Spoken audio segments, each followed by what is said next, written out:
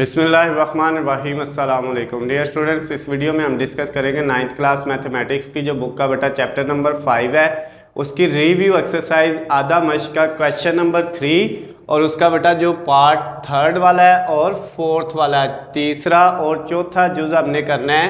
Question number 3 जो आधा मश्क है रिव्यू एक्सरसाइज है बेटा चैप्टर नंबर 5 की उसका।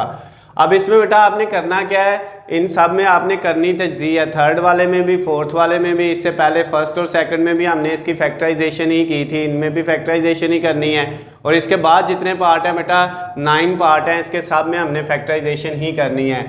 तो स्टार्ट करते हैं इसकी बेटा फैक्टराइजेशन किस तरह से होगी। इसमें बेटा आपने सबसे पहले ये काम करना है कि जो एक्स स्क्वायर के साथ वैल्यू है उसको लास्ट वाली वैल्यू से मल्टीप्लाई कर लेना है, 9 × 8। तो ये बेटा दोनों को मल्टीप्लाई करके कितना आ जाएगा 72 एक्स स्क्वायर, और कांस्टेंट वाली वैल्यू को बेटा जो दोनों वैल्यू हैं उनको मल्टीप्लाई कर लेना है, जो आएगा बेटा। अब आपने क्या करना है, फर्स्ट वाली वैल्यू को ऐसे ही लिखना है 9x का स्क्वायर, और ये +8 लास्ट वाली वैल्यू को भी ऐसे ही लिखना है। ये जो सेंटर वाली वैल्यू है बेटा इसकी जगह आपने वो दो रकमें लिखनी है जिनको मल्टीप्लाई करके 72 आए प्लस का, और प्लस माइनस करें तो प्लस का 27 आए। कौन कौन सी बेटा दो वैल्यू आपने लिखनी है जिनको मल्टीप्लाई करके 72 आए और प्लस माइनस करके 27 आए।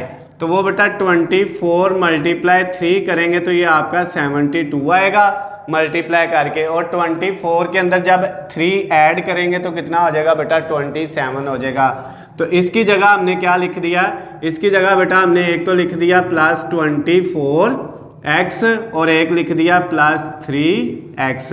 तो ये बेटा इस 27 की जगह ये दो वैल्यू आ गई। अब नेक्स्ट स्टेप में क्या होना है बेटा, ये जो पहली दो है इनमें से क्या कॉमन आ रहा है, इनमें से बेटा 3 भी कॉमन आ रहा है और x भी कॉमन आ रहा है। इनमें से क्या कॉमन आ रहा है, 3 और x कॉमन आ रहा है। जब 9 में से 3 कॉमन जाएगा तो 3 बचेगा, और x स्क्वायर में से x कॉमन जाएगा तो x बचेगा। उसके बाद प्लस ये 24 में से जब 3 कॉमन लेंगे तो बेटा 8 आ जाएगा, और x कॉमन ले लिया है तो वो ख़त्म हो जाएगा। अब इस रकम में से ये कॉमन आ गया 3x, इन दोनों में से बेटा ये जो 3x + 8 है इन दोनों में से कुछ भी कॉमन नहीं आ रहा, तो हमने क्या 1 कॉमन ले लिया। जब कुछ कॉमन ना आए तो क्या लेना है 1, तो ये ऐसे ही रहेंगी 3x + 8।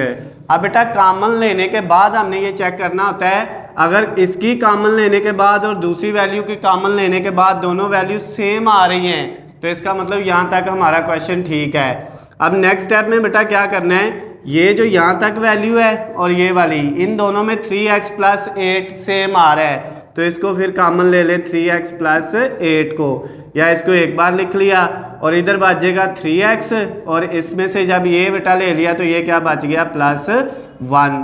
तो ये बेटा आपके फैक्टर बन गए हैं। ये जो क्वेश्चन नंबर 3 का थर्ड वाला पार्ट था वो कंप्लीट हो गया है। इसको बेटा आप इस तरह से भी लिख सकते हैं, 3x + 1 पहले लिख ले और 3x + 8 बाद में लिख ले। इस तरह लिख ले, इस तरह लिख ले बेटा, दोनों आपके आंसर ठीक है, इनसे कोई फ़र्क नहीं पड़ता। तो ये जो आपका क्वेश्चन नंबर 3 था रिव्यू एक्सरसाइज का चैप्टर नंबर 5 का बेटा उसका थर्ड वाला पार्ट कंप्लीट हो गया। फोर्थ वाले को करते हैं। इसमें बेटा क्या है, हमारे पास पहली वैल्यू लिखी हुई है 1। अब बेटा ये जो 1 है, अगर हम यहाँ पे 1 की पावर 3 लगा लें कोई फ़र्क पड़ेगा?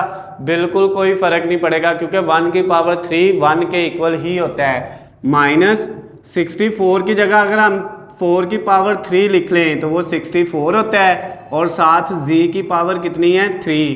तो क्या हम इसको 64 को 4 की पावर 3 लिख सकते हैं? बिल्कुल लिख सकते हैं। अब नेक्स्ट स्टेप में क्या होगा, 1 की पावर 3 माइनस ये 4 की पावर भी 3 है और z की पावर भी 3 है। अगर हम इसको 4z का इकट्ठा क्यूब बना लें, यानी इन दोनों की पावर 3 ऊपर लिख लें तो कोई फ़र्क पड़ेगा? बिल्कुल नहीं पड़ेगा।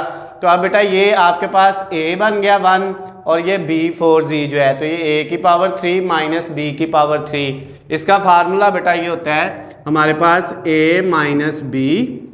a की पावर 3 माइनस b की पावर 3 का फार्मूला क्या होता है, a - b। a इसमें 1 है और b इसमें 4z है। उसके बाद a का स्क्वायर, फिर बेटा प्लस a और b, और उसके बाद प्लस b का स्क्वायर। बेटा ये फार्मूला होता है ए की पावर 3 माइनस बी की पावर 3 का A minus B, A square plus A B और प्लस बी का स्क्वायर बेटा। ए इसमें 1 है और बी इसमें 4z है।